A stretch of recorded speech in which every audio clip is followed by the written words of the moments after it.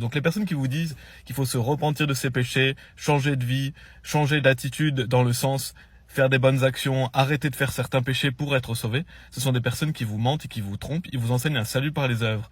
Les gens qui croient qu'il faut faire cela pour être sauvés ne sont clairement pas sauvés puisqu'ils rajoutent des œuvres à la foi et donc ils sont déchus de la grâce.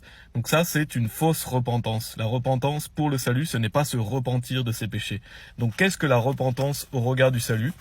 Actes chapitre 19 verset 4 nous dit, alors Paul dit, en vérité, Jean a baptisé du baptême de la repentance, disant au peuple qu'il devait croire à celui qui devait venir après lui, c'est-à-dire à Christ Jésus. Donc il est dit, le baptême de la repentance, disant au peuple qu'il devait croire à celui qui devait venir après lui. Donc la vraie repentance, c'est le fait d'arrêter de croire dans un faux Dieu, d'arrêter de croire dans une fausse religion, d'arrêter de croire dans vos propres œuvres, afin de croire en Jésus-Christ. On va voir dans cette vidéo, qu'est-ce que la repentance au regard du salut, puisque la Bible dit qu'il faut se repentir afin de croire en Jésus-Christ pour être sauvé. Donc on va voir qu'est-ce que la repentance et on va voir qu'il y a malheureusement des fausses doctrines de damnation au sujet de la repentance.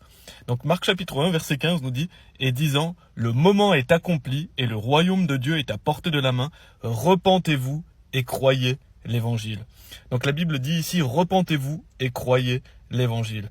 Donc il y a des personnes qui vont vous dire que la repentance pour le salut, c'est le fait de se repentir de ses péchés. Donc par exemple, d'arrêter de pécher, de changer d'attitude, d'arrêter de faire certains péchés et de se tourner vers Dieu, et ils pensent que c'est comme ça qu'on est sauvé. Et ça, c'est une hérésie de damnation parce que on n'a pas à se repentir de ses péchés pour être sauvé. La Bible dit dans Jonas chapitre 3 au début du verset 10, il est dit « Et Dieu vit leurs œuvres, qu'ils se détournaient de leur mauvais chemin. » Donc se détourner de son mauvais chemin, se repentir de ses péchés, arrêter de pécher, ce sont des œuvres. Or, bien sûr, la Bible nous dit qu'on est sauvé par la foi, sans les œuvres. C'est pourquoi dans la Bible, il est dit « Crois au Seigneur Jésus-Christ et tu seras sauvé ». Parce que si vous croyez en Jésus-Christ et vous placez votre confiance en lui, ça veut dire que vous vous êtes repenti. Donc en fait, la repentance, ce n'est pas un changement de vie.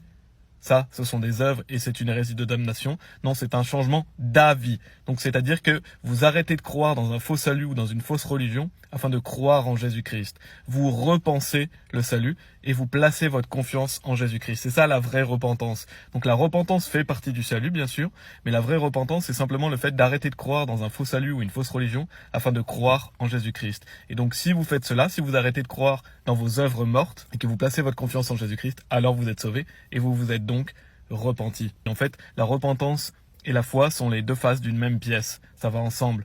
Il faut arrêter de croire dans un faux salut afin de croire en Jésus-Christ pour être sauvé. Que Dieu soit loué.